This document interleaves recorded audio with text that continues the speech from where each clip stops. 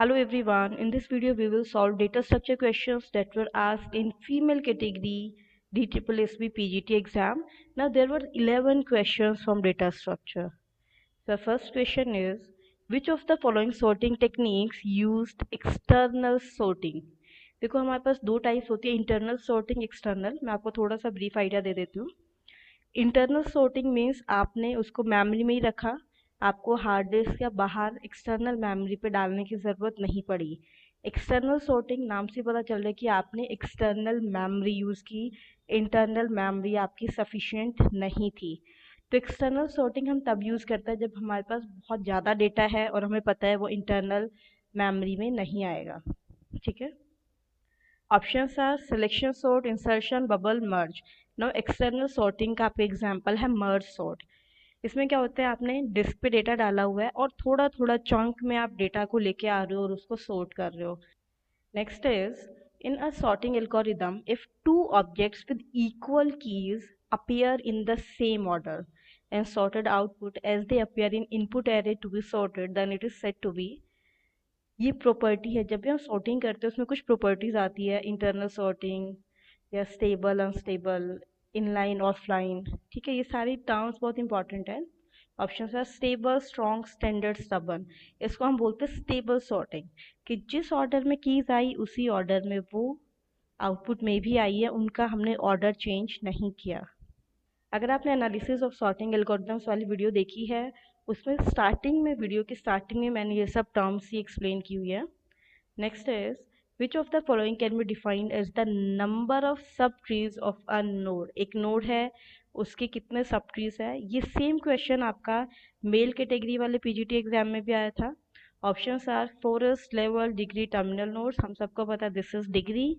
Next is, which of the following is false with respect to tree data structure. First is, a forest is a set of disjoint trees. This is true. ये definition होती है forest की. Ancestors of a node are all the nodes along the path from root to that node. जैसे मान लो ये हमारी है, अब जो ये वाली नोड है इसके एंसेस्टर कौन से होंगे, रूट से जितने भी नोड्स उसके पाथ में आएगी वो सारे ही होंगे. So yes, this is also true. Height of a tree is the maximum level of any node in that tree. This is also true. इसी क्वेश्चन पर बेस्ड एक क्वेश्चन आया था मेल कैटेगरी वाले में भी. आई होप आपने वो वीडियो देखी है, उसके अंदर एक क्वेश्चन था. Last is, degree of a tree is the minimum degree of the nodes in a tree. Now this is incorrect. वो मिनिमम नहीं होती, वो होती है maximum degree. So right answer is option D, क्योंकि इसमें यही बताना है कौन सी फॉल्स है. Next is, which of the following is not true with respect to Fibonacci searching algorithm. देखो, फिबोनाची सर्चिंग एल्गोरिदम और बाइनरी सर्च दोनों सेम तरह से ही होती हैं, कि उसमें भी आपके पास सॉर्टेड लिस्ट होनी चाहिए, मतलब सॉर्टेड एरे पर ही वो वर्क करती है. वो भी डिवाइड एंड कंकर मेथड है, जैसे हमारा बाइनरी सर्च डिवाइड एंड कंकर पे वर्क करता है, ये भी हमारी डिवाइड एंड कंकर पे वर्क करती है. और इन दोनों की टाइम कॉम्प्लेक्सिटी भी सेम होती है, order of log n. Difference कहाँ आता है, पहला डिफरेंस होता है जैसे बाइनरी सर्च में हम क्या करते हैं, मिड फाइंड आउट करते हैं. दैट मीन्स वो पूरे एरे को टू इक्वल पार्ट्स में डिवाइड करते हैं. ठीक है, बट इन दिस केस वो इक्वल पार्ट्स में डिवाइड नहीं करती. दूसरा क्या है डिफरेंस, बाइनरी सर्च में जो हम मिड फाइंड आउट करते हैं वो डिवीजन ऑपरेटर के थ्रू करते हैं, right. But in this case आप डिवीजन ऑपरेटर यूज नहीं करते, फिबोनाची सर्च में आप प्लस या माइनस यूज करते हो. क्यों? क्योंकि डिवीजन ऑपरेटर कंपैरेटिवली कॉस्टली है as compare to plus and minus. One by one check करते हैं. Fibonacci searching works on sorted array. This is true, अभी मैंने बताया है. Fibonacci searching uses divide and conquer. This is also true. ये दोनों common है आपके बाइनरी सर्च के जैसे. Fibonacci searching divides given array in equal parts. Now this is incorrect. वो equal parts में नहीं करती, unequal part में करती है. Time complexity of Fibonacci searching is order of log n. This is also true. ये तीनों जो चीज़ें हैं, पॉइंट्स है, वो सेम है एज बाइनरी सर्च. थर्ड वाला आपका डिफरेंट होता है. Next is, worst case time complexity of heap sort. ये सेम क्वेश्चन मेल कैटेगरी में भी आया था, and it is n log n.